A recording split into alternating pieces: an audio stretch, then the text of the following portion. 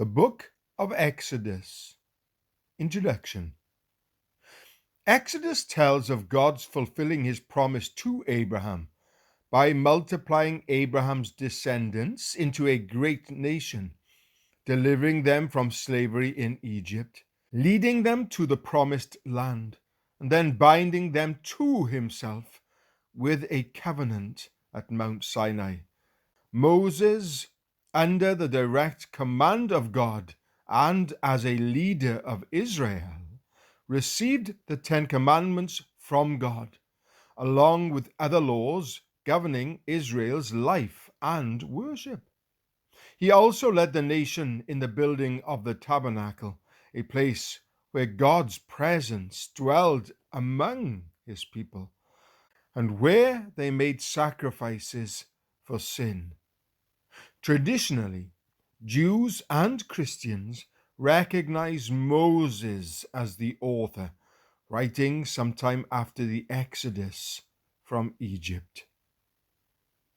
Chapter 1. Now these are the names of the children of Israel, which came into Egypt. Every man and his household came with Jacob: Reuben, Simeon, Levi and Judah, Issachar, Zebulun and Benjamin, Dan and Naphtali, Gad and Asher. And all the souls that came out of the loins of Jacob were 70 souls, for Joseph was in Egypt already. And Joseph died, and all his brethren, and all that generation. And the children of Israel were fruitful, and increased abundantly, and multiplied, and waxed exceeding mighty, and the land was filled with them. Now there arose up a new king over Egypt, which knew not Joseph. And he said unto his people, Behold, the people of the children of Israel are more and mightier than we.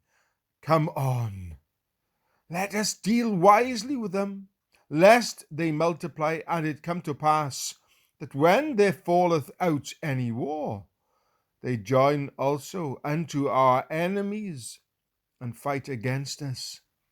And so get them up out of the land. Therefore they did set over them taskmasters to afflict them with their burdens. And they built for Pharaoh treasure cities, Pithom and Raamses.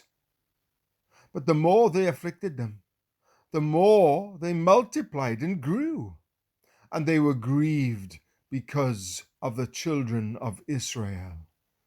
And the Egyptians made the children of Israel to serve with rigor, and they made their lives bitter with hard bondage in mortar and in brick, and in all manner of service in the field. All their service wherein they made them serve was with rigor.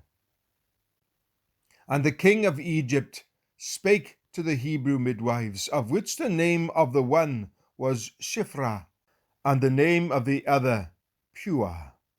And he said, When ye do the office of a midwife to the Hebrew women, and see them upon the stools, if it be a son, then ye shall kill him.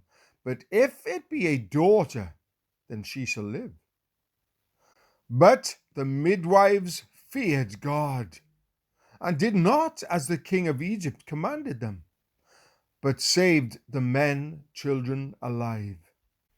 And the king of Egypt called for the midwives, and said unto them, Why have ye done this thing, and have saved the men children alive?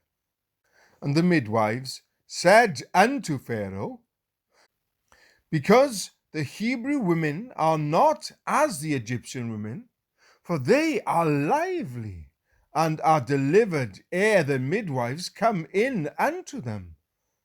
Therefore, God dealt well with the midwives, and the people multiplied and waxed very mightily. And it came to pass, because the midwives feared God, that he made them houses. And Pharaoh charged all his people, saying, Every son that is born ye shall cast into the river, and every daughter ye shall save alive.